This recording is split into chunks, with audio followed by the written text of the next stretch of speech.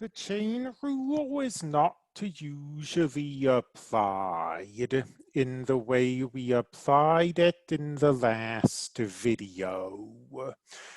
Instead, we usually take the derivatives of compositions without defining dummy variables. Let's present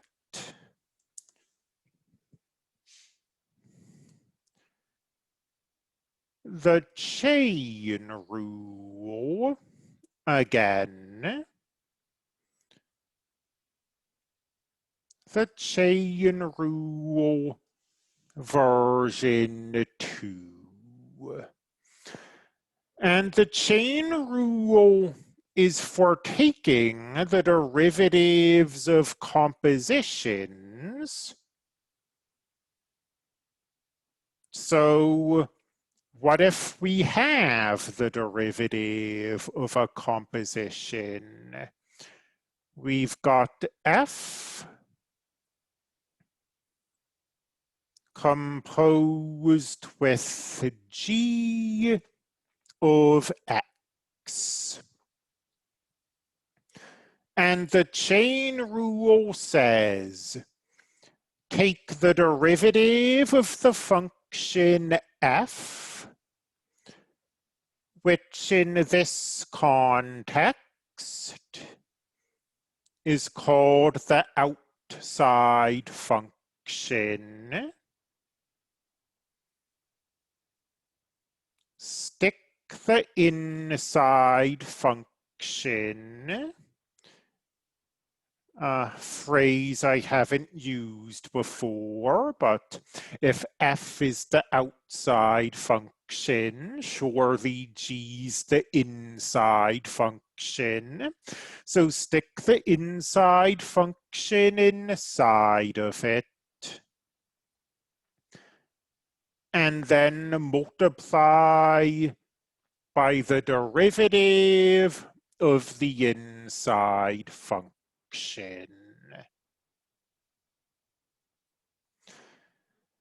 And this is true for all calculus, but it's especially true of the chain rule, that you just need to practice this thing until you're sick of it. But how does it work? Let's present maybe 2 examples. Let's say we have f of x equals the tangent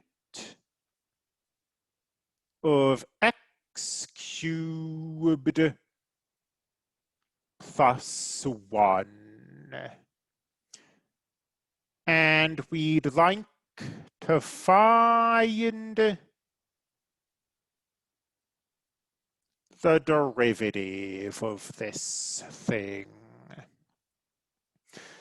So what's the problem? I mean, we know how to find the derivative of the tangent.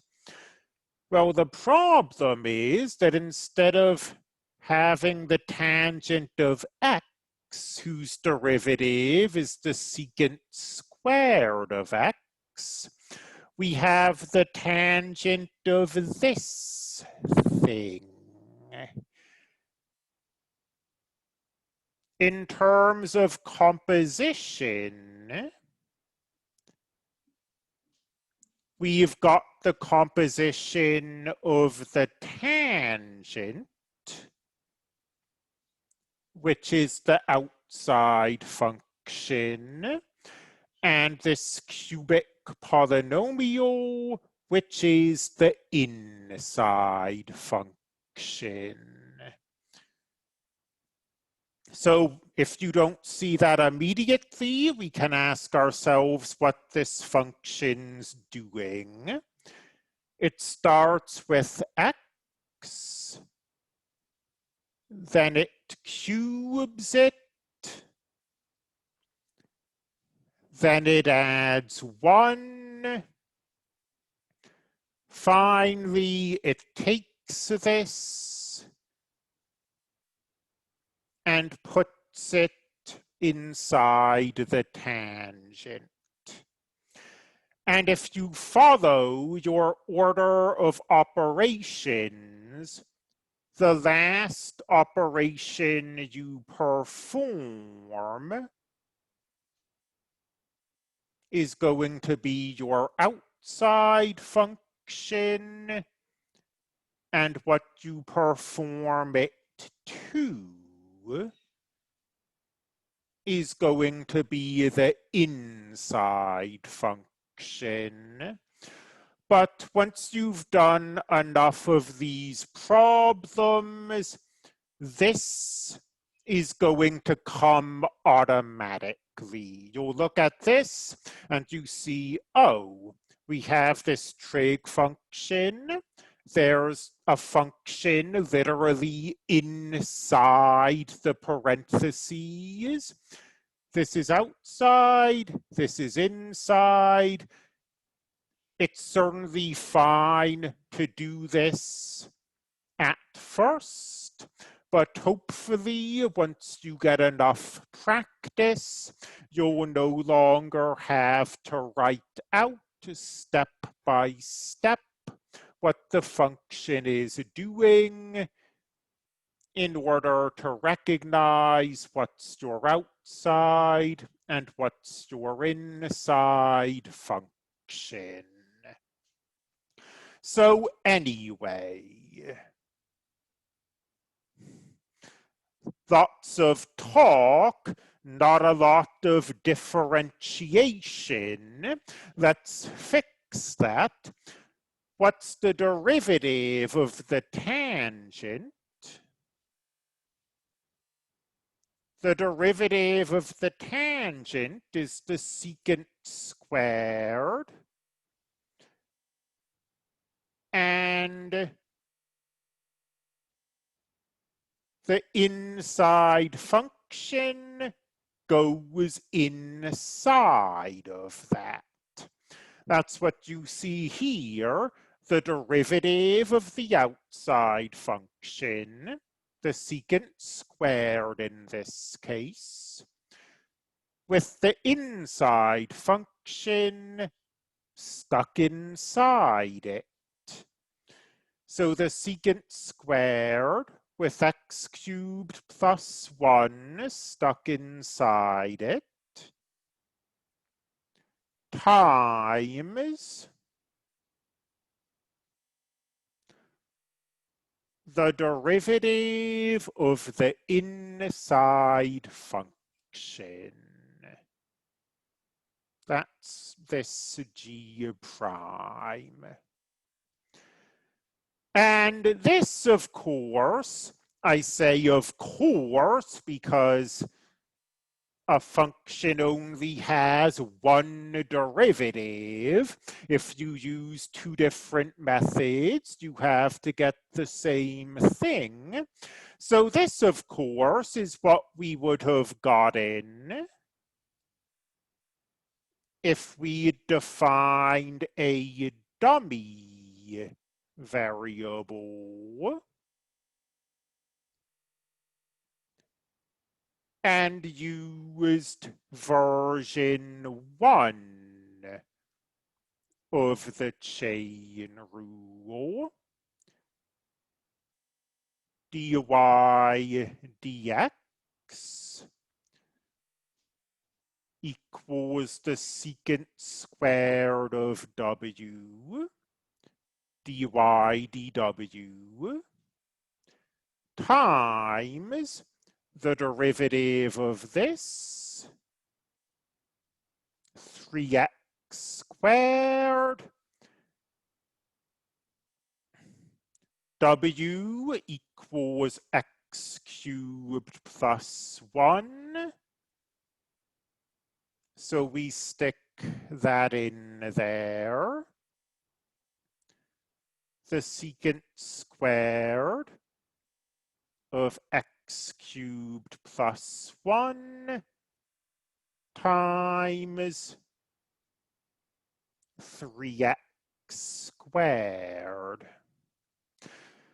So I call these, or the textbook calls these, version 1 and version 2 of the chain rule.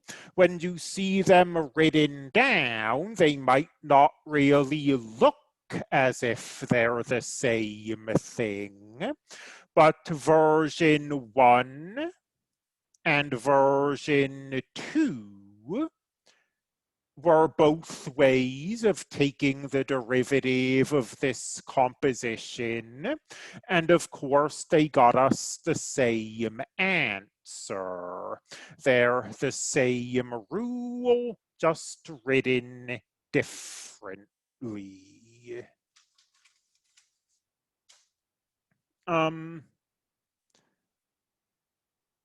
Another example, let's let f of x be 2 times x cubed plus x plus 1 raised to the 7th. And let's take the derivative of this. And when we take the derivative, that 2's just a constant. It just stays there. Don't worry about it. The real work is taking the derivative of this thing. And why is this a problem? Why isn't this just 7 times x cubed plus x plus 1 to the 6th? Well, because that rule only works if you have an x here and nothing else. The derivative of x to the 7th is 7x to the 6th. Doesn't work if we have something more complicated. What we have here that's complicating the issue is composition. Taking the derivative of a power function we know how to do, but we have this more complicated expression inside the power function.